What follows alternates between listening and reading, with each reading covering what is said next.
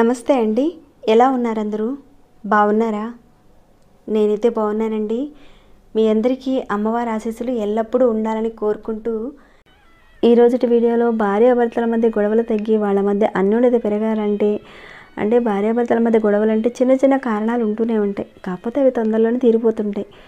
కానీ కొన్ని ఇళ్లల్లో భార్యాభర్తల మధ్య గొడవలు అవి చిలికి చిలికి గాలివానగా మారి భార్యాభర్తలు విడిపోవడం వరకు కూడా జరుగుతూ ఉంటుంది. చాలామంది రెగ్యులర్గా అడుగుతున్నారు భార్యాభర్తల మధ్య గొడవలు పోవడానికి.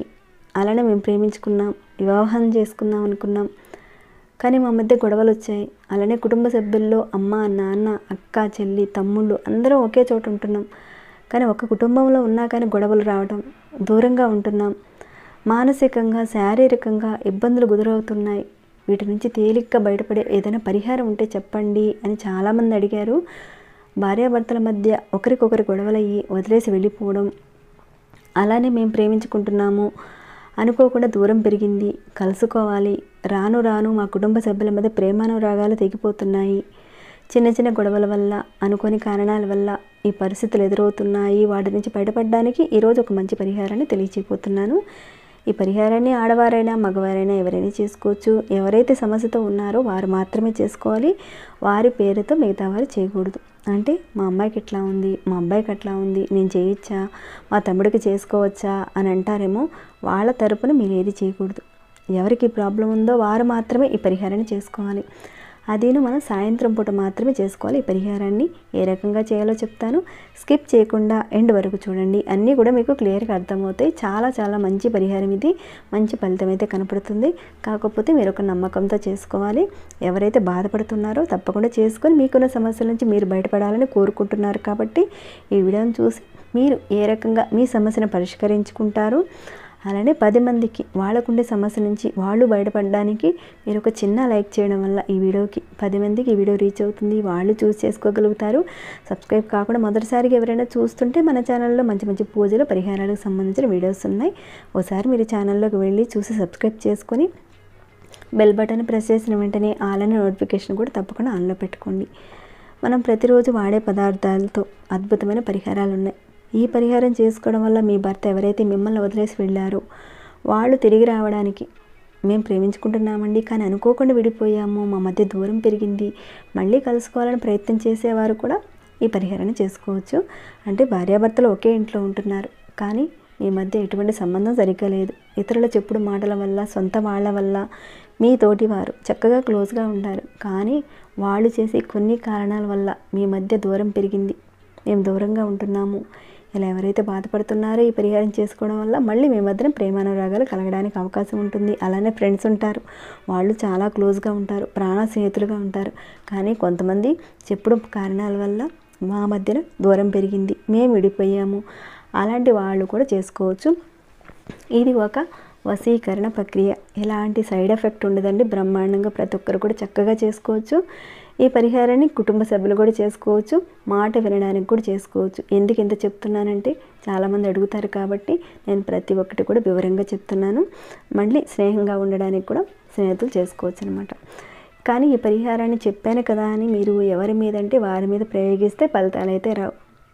మీకు వాళ్ళకి దగ్గర సంబంధించిన వ్యక్తులు మాత్రమే అయి ఉండాలి. వాళ్ళ కోసం, వీళ్ళ కోసం, ఎవరో తెలియని వారి కోసం, మీతో సంబంధం లేని వారి కోసం ఈ పరిహారాన్ని మాత్రం చేయకండి. చేసిన ఫలితం అయితే ఉండదు. మీతో ఎవరైతే చాలా దగ్గరగా ఉండి ఇలాంటి ప్రాబ్లమ్స్తో ఎవరైతే ఉన్నారో వారు మాత్రమే చేసుకోవాలి. అప్పుడు మాత్రమే ఈ ప్రయోగం ఫలిస్తుంది. ఓకేనండి. ఈ పరిహారాన్ని మనం శనివారం రోజు చేసుకోవాలి. దానికని మీరు ఏం చేస్తారంటే చక్కగా కాస్త చపాతీ పిండిని తీసుకోండి. 2 చపాతీలకు తగ్గట్టుగా పిండి తీసుకొని కొంచెం నీళ్ళు పోసి చక్కగా కలిపి చపాతీలు తయారు చేసి పెట్టుకోండి. శనివారం ఉదయం చపాతీ పిండిని కలిపి పెట్టుకోండి. అంటే సాయంత్రం అంటే సూర్యాస్తమయం అయిపోయిన తర్వాత 6 తర్వాతనే ఈ పరిహారం చేసుకోవాలి. 6కు ముందు చేసుకోవచ్చా అని అంటారేమో, 6కు ముందు చేయకూడదండి, 6 తర్వాతనే ఈ పరిహారం చేసుకోవాలి. అందుకని 2 చపాతీలకి తగ్గట్టుగా గోధుమ పిండితో కలిపి ఉంచుకోండి. ఆ రకంగా మీరు ఇక్కడ చూసారు కదండి, ఇంత సైజు అయితే చాలు, పెద్ద పెద్ద చపాతీలు చేయనవసరం లేదు, ఈ మాత్రం చాలు. అలా మీరు పెనం మీద కాల్చి పెట్టుకోండి. ఈ పరిహారాన్ని సాయంత్రం చేసుకోవాలి కాబట్టి ఉదయం పిండి కలిపి ఉంచుకోండి. పరిహారం చేయడానికి ముందుగానే చక్కగా పెనం మీద వేసి కాల్చి పెట్టుకోండి. ఒక ప్లేట్లో పెట్టుకోండి. ముందైతే మీరు ఒక చపాతీ మీద మీ పేరు రాయండి.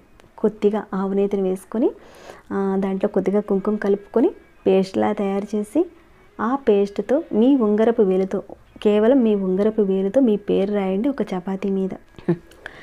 ఇక రెండవ చపాతీ ఉంది కదండి, మీకు అనుకూలంగా ఎవరైతే మారాలనుకుంటున్నారో వారి పేరు రాయండి.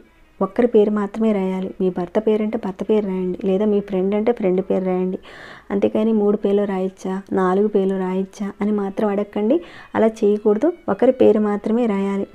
ఒకవేళ మీ దగ్గర ఆవు నెయ్యి లేదు, కుంకుమ లేదు, మరి ఎలా అని అంటారేమో. రెడ్ కలర్ పెన్ ఉంటుంది కదా, దాంతో కానీ, లేదంటే ఇలాంటి స్కెచ్ పెన్ ఉంటుంది కదా, దాంతో అయినా సరే చక్కగా మీరు చపాతీ మీద రాయండి. ఇక్కడ నేను చేసి చూపిస్తాను చూడండి. ఇలా రాసుకోవచ్చు అనమాట.